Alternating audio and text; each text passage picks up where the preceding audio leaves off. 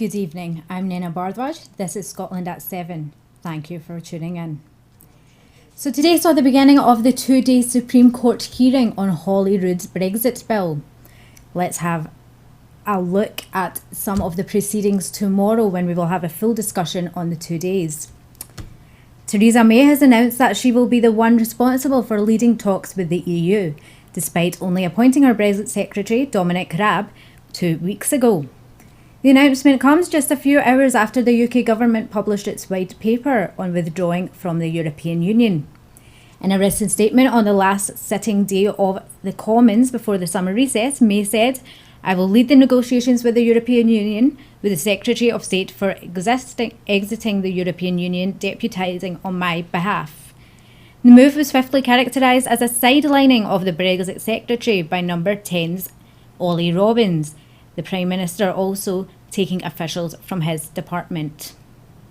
Raab, however, will still be in charge of domestic preparations, no-deal planning and legislation. Hundreds are missing and many are feared dead after a hydroelectric dam has collapsed in Laos. The official Laos news agency, KPL, said the dam, which was still under construction, collapsed and a large amount of water released swept away homes, leaving more than 6,000 people homeless in the Atipo province in the southeast of the country. 6 villages were affected and people have been stranded on the roofs of their homes awaiting rescue. Any available boats have been bringing trapped people back to safety. Prime Minister Tongaloon Sisiluth suspended the planned monthly meeting of the government for August and led his cabinet members and other senior officials to Cinemaxi district to monitor the rescue and relief efforts which are currently being made. Many areas of Laos have recently been hit by floods from heavy seasonal rains, although it is not yet clear what has caused the dam to collapse. The provincial authority has requested aid such as clothing, food, drinking water and medicine from the government, military, police and any other authority that may be able to help. The dam was a partnership between 2 South Korean companies and Thai and Lao partners and was due to begin generating power this year. One of the Korean companies, SK Energy, said it would help with evacuation and rescue of residents.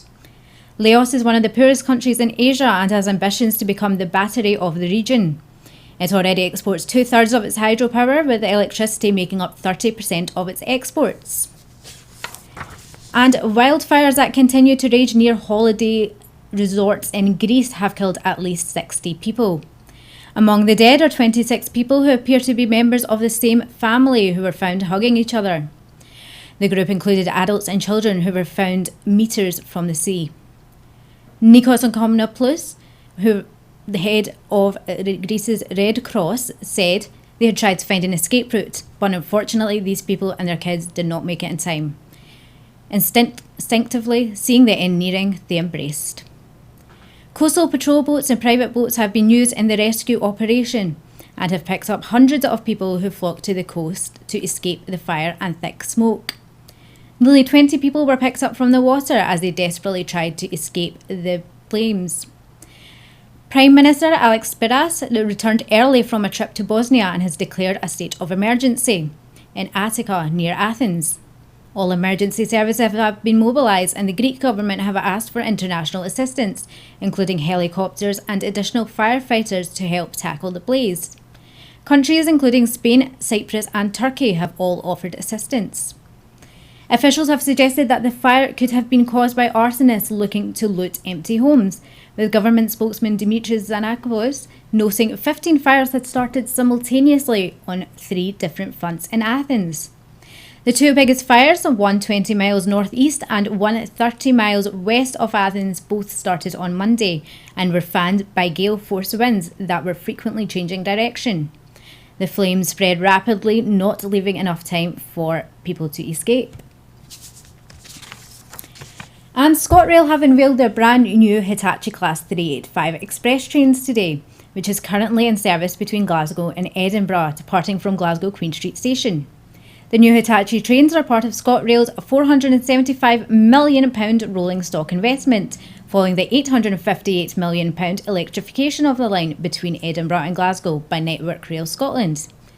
The trains will not only have faster journey times and more comfortable space and seating with an extra capacity of 17,200 seats, but will also have reduced CO2 emissions and less noise pollution in an effort to be more environmentally friendly.